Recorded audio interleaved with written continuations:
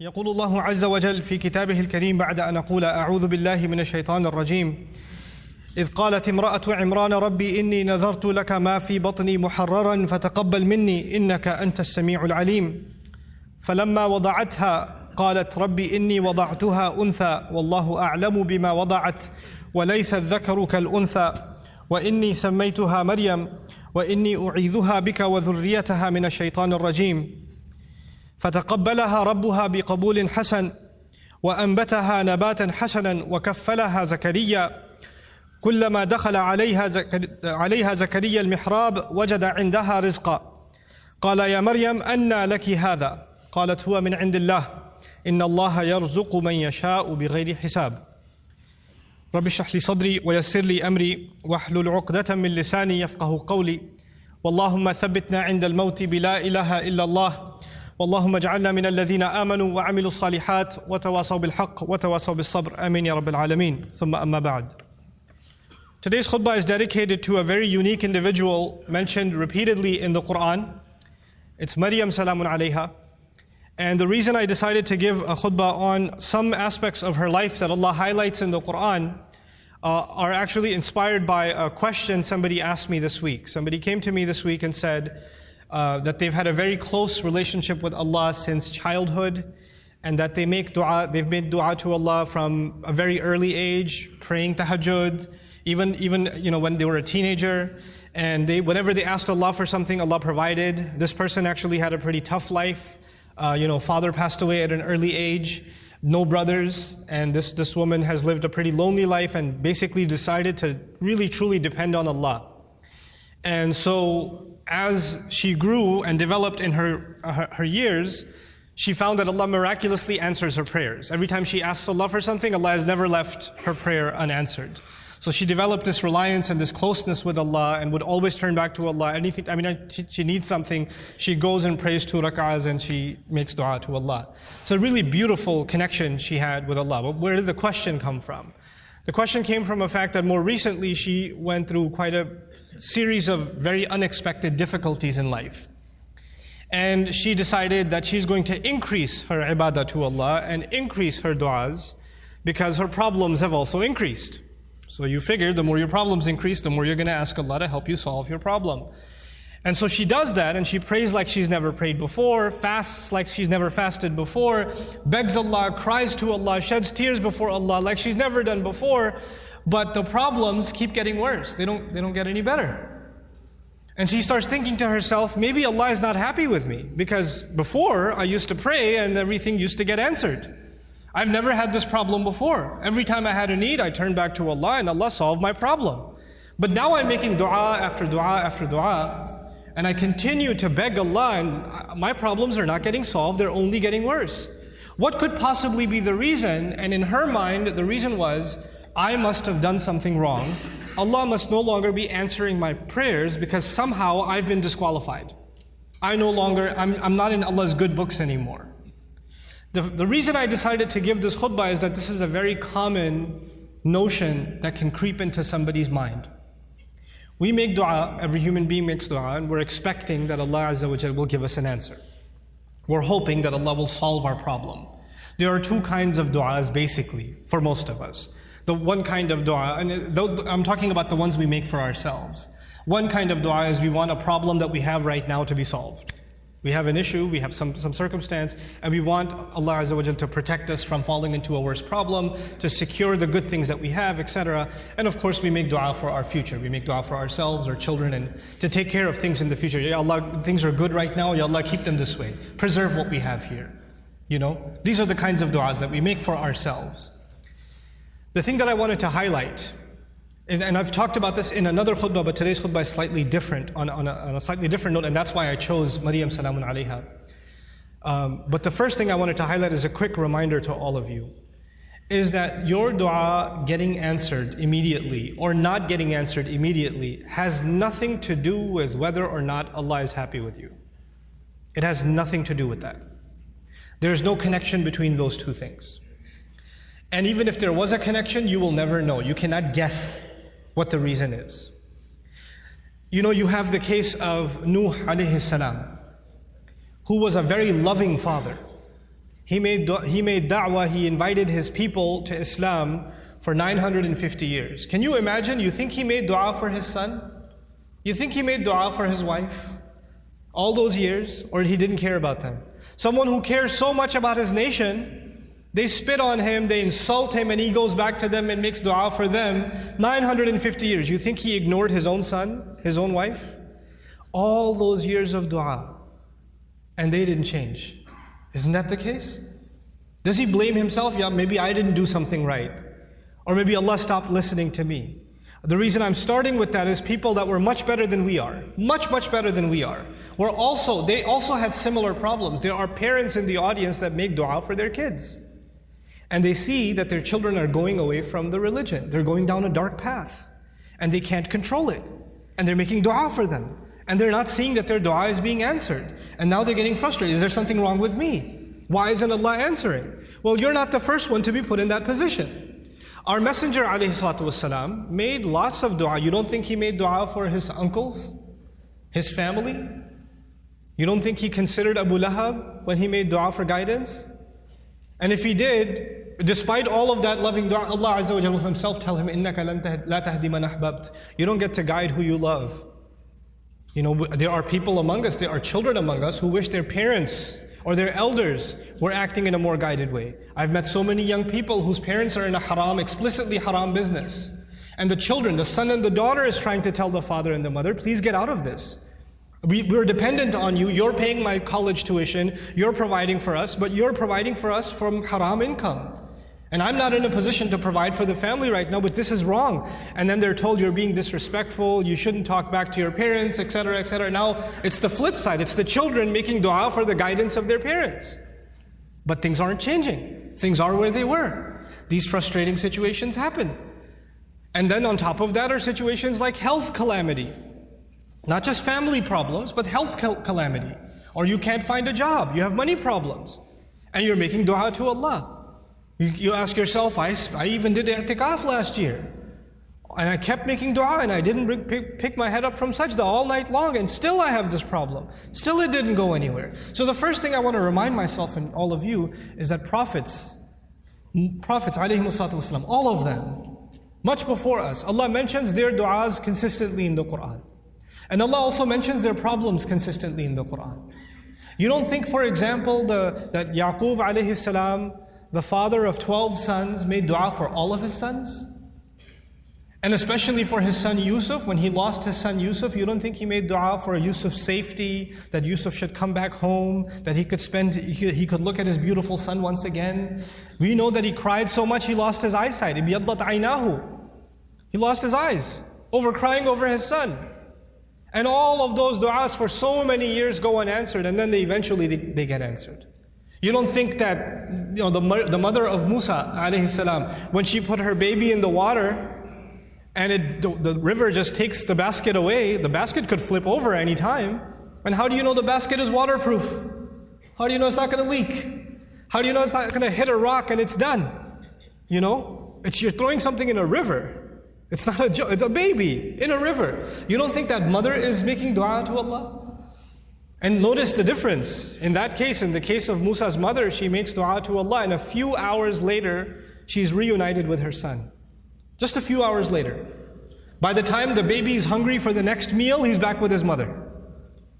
And in the other case, with the case of Youssef alayhi salam, he was separated from his father. But he wasn't reunited with his father for many years. For many, many years. We are going to go through difficulty in life.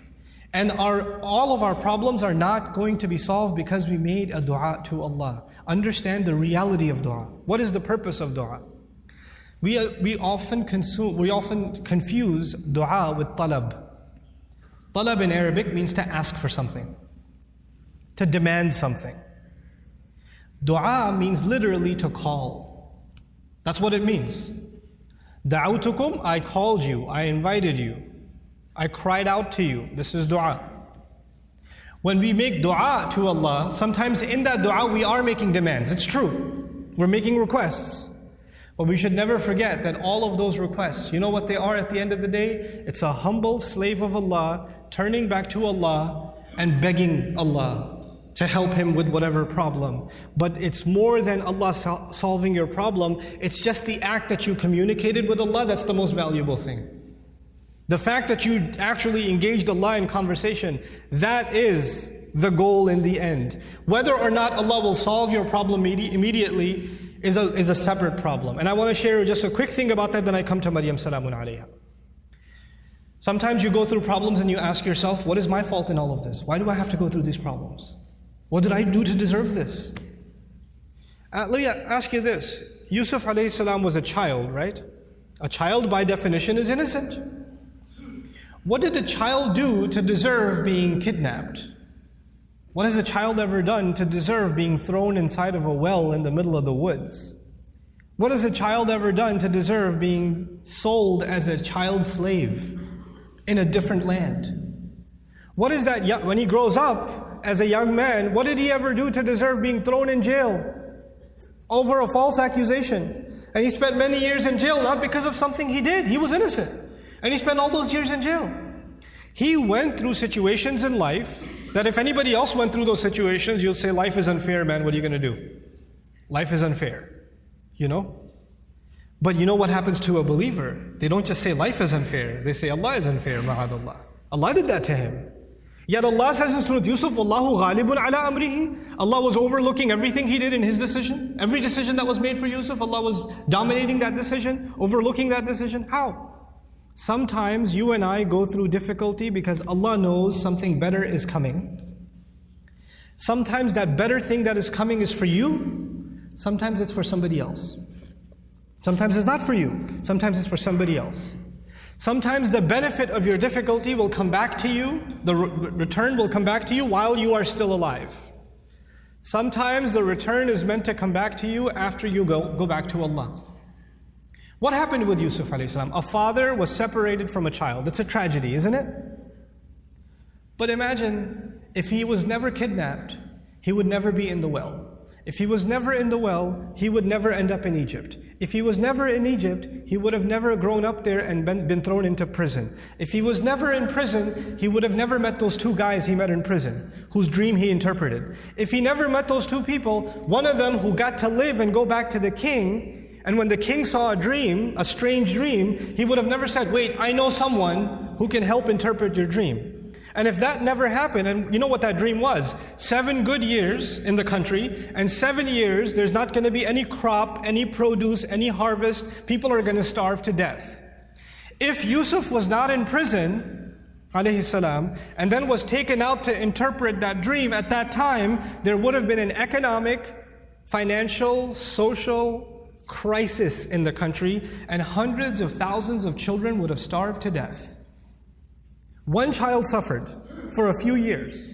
But because of that child suffering, Allah's plan was to save a lot of families, a lot of fathers and mothers from losing their children to starvation. Because of the plan that Yusuf alayhi salam came back when he interpreted the dream and gave, when he became the treasurer. I have a friend, some of you might have heard of him. His name is Robert de Villa. I asked his sister about him if she knows him, and she said yes, she's heard of him. The man can't move any part of his body other than his face. He can't move any part of his body. What did he ever do to deserve that? Nothing. But how many people have accepted Islam because of his disability?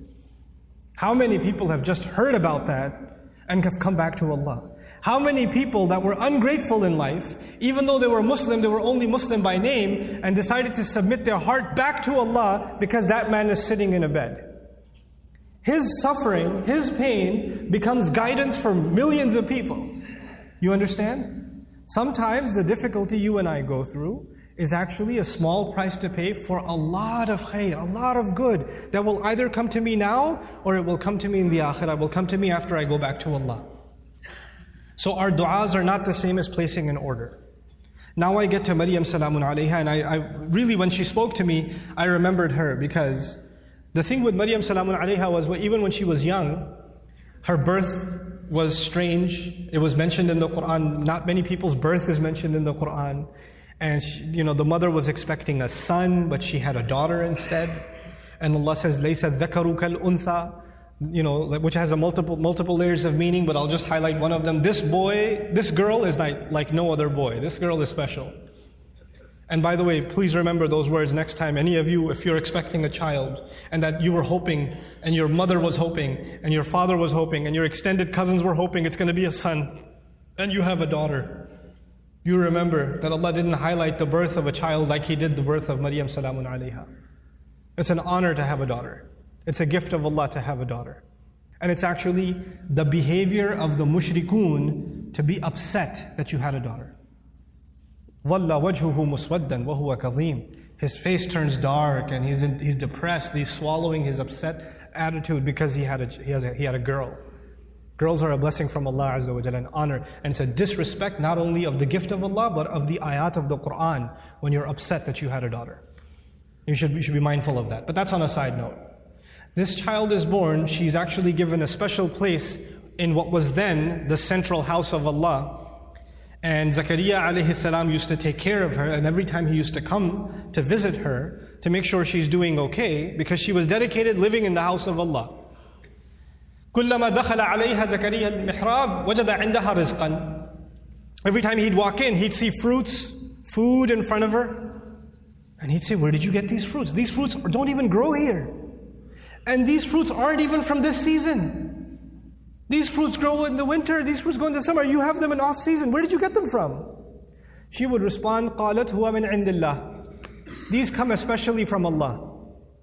These fruits come to me from Allah. Imagine somebody whose du'as are answered in a way that's special delivery from the sky of food for this woman. And so when this sister was telling me her du'as get answered in life, I remembered Maryam salamun alayha and how miraculously Allah would intervene and provide for her even matters like food. Things that we can get up and get ourselves. She didn't even have to get up for that. Very special child, very special woman. And so about this woman, what I wanted to share with you is later on in life what happens to her. When she's a young woman, angels visit her, tell her that she's going to have a child. The first thought in her mind, I'm not married. What do you mean I'm going to have a child? لَمْ يَمْسَسْنِي بَشَرٌ. No man has ever touched me. What in the world do you mean I'm going to have a child? كَذَلِكِ قَالَهُ وَرَبُّكِ. That is how your master declared it.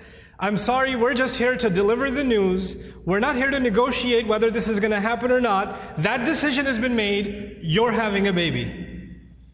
Now she's in shock. What am I going to do? She's going to turn back to Allah and hope that this will not happen to her. But it's going to happen. And I'll fast forward a little bit for you, just so you appreciate what happened to this woman. After she had the baby,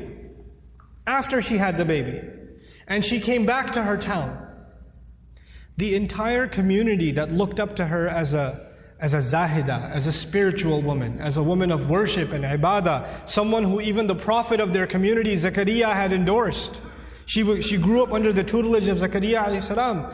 All the masjid community is standing there. She's walking back with a baby, and they all start collectively, together, start humiliating her. How could you do this? What have you done? There are women in the Jum'ah today. No Muslim woman can ever imagine being in a situation where she's holding a baby and somebody's telling her that child is not legitimate. She cannot imagine that kind of humiliation. No Muslim. And none of us can imagine that kind of accusation for our sister, for our mother, for our daughter. We cannot imagine that pain. It's beyond us. For the Muslim, our dignity is greater to us than our life. The sense of dignity Allah has given us is more valuable to us than even our life. And she knows that when she goes back with this baby, that's what they're going to say. It's one thing that they might be saying it behind her back. They're saying it in public, in front of her. In front of her. Now I want to take you back to how she dealt with this problem. Because no amount of dua she made is going to change what Allah has decided. Allah has decided that she has to face this. She has to stand in front of this. And what does she do? When the child comes, as she's about to deliver the child, she says, Ya laytani mittu qabla hadha. She says, if only I could die before this happens. Hopefully I die giving birth. It's all on her mind. because that will be an easy escape from what is coming. There is no other place in the Quran anybody ever wishes for death. This is the only one. Think about that. Why is it there? Allah Azza wa Jalla is acknowledging that sometimes people go through such traumatic, humiliating situations where they wish they were dead. Even that happens. That's how extreme her situation became. And Allah acknowledged that and recorded that in the Quran. Ya laytani mittu qabla hada. I read this and I was just in shock. Like, how did she just say that?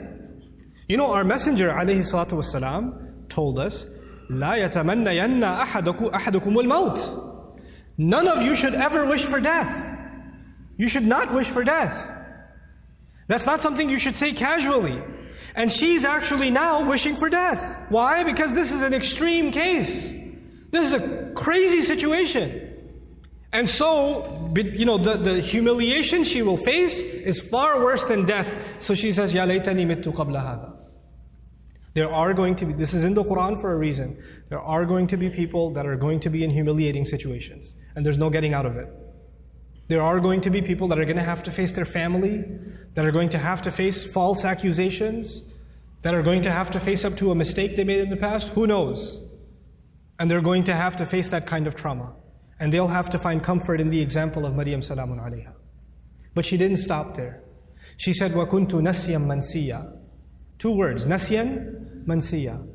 It was incredible words. Nasi in Arabic, they say fa'al and fi'il, these 2 awzan. They say nisi also. In one qira'ah it's nisyan. In another qira'ah it's nasyan. This is similar to dhibh. In the Arabic language, you have 2 kinds of words, dhibh and mathbuh. Nasi and mansi. The first of these words is actually used, I wrote this down for you, وَلَا يُقَالُ لِلْكَبْشِ ذِبْحِ إِلَّا إِذَا أُعِدَّ لِلذِّبْحِ. For an animal, for a goat or a ram, you don't call it dhibh until it's ready to be slaughtered. It hasn't been slaughtered yet. Once it is slaughtered, it's called dhabih. It's called madhbuh. Not before. Before it's called dhibh. She uses 2 words. Common translations say, I wish I was dead, I wish I was forgotten. That's what the translation says. But there are 2 words of being forgotten. One of those words, nasyan, actually means I wish, even though, because she's away from the masjid, right? She's not back home. I hope nobody ever misses me. They don't even ask the question, where did Maryam go? I wish I could be invisible, forgotten from people's memories right now, and nobody even has the thought of me. This is nasi. Nobody even thinks I existed. There are people that go through the kind of depression and anxiety where they don't come out of home. They don't leave home. They don't pick up phone calls. They don't answer text messages. They get anxious being around people. They're going through so much trauma that they wish they were forgotten. As a matter of fact, even if somebody knocks on the door, they say, I wish they didn't remember me. I wish I didn't have to face anybody. They want to just crawl away, but just be by themselves. This is nasyan. And she's hoping already that she dies. And nobody even comes looking. And then later on, even if years go by and nobody found out what happened to her, mansiyan. She's completely forgotten. There's no memory of her in the future either. I hope nobody thinks of me right now and I become invisible in the future also. I wanted to highlight this woman's trial because this is a woman of dua whose duas used to get answered immediately. She didn't even have to ask for food and it used to come. And this is the situation Allah put her in. This is the trial that Allah put her in. Think about that. This is not because Allah hates her. This is not because Allah forgot about her. This is not because Allah wants to humiliate her. This is actually, all of this ended up becoming Allah honoring her.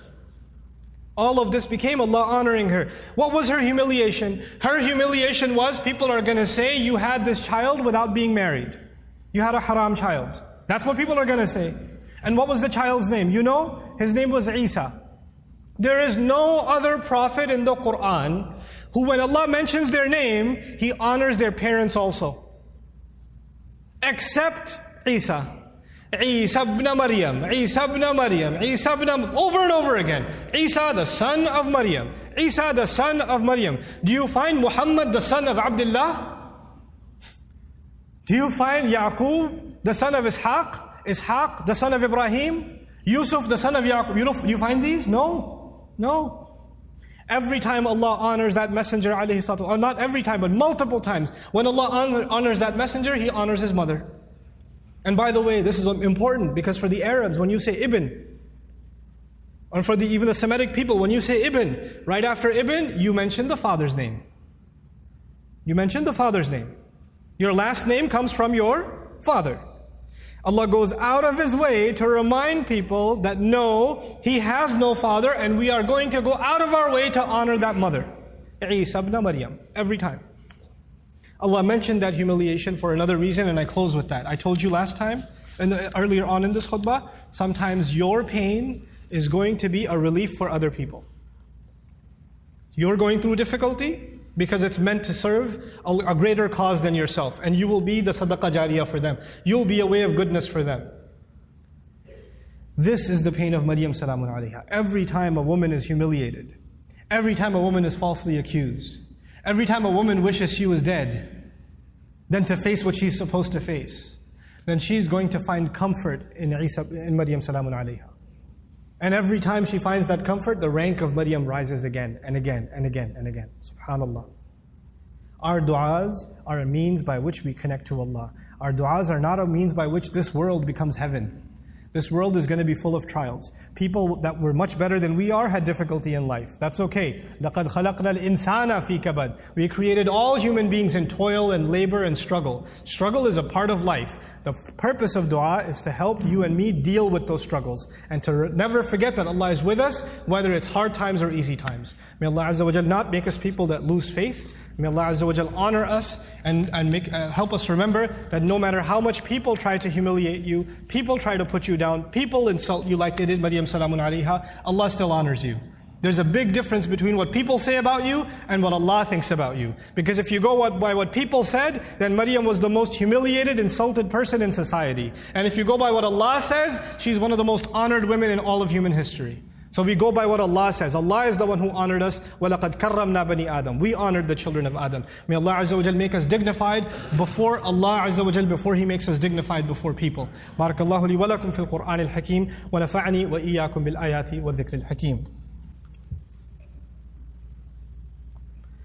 الحمد لله وكفى والصلاة والسلام على عباده الذين اصطفى خصوصا على أفضلهم وخاتم النبيين محمد الأمين وعلى آله وصحبه أجمعين. يقول الله عز وجل في كتابه الكريم بعد أن أقول أعوذ بالله من الشيطان الرجيم إن الله وملائكته يصلون على النبي يا أيها الذين آمنوا صلوا عليه وسلموا تسليما.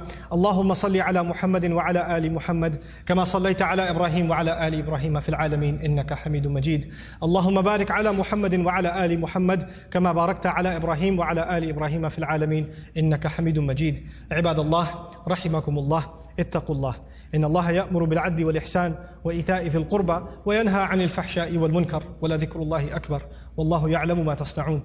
أقم الصلاة إن الصلاة كانت على المؤمنين كتابا موقوتا.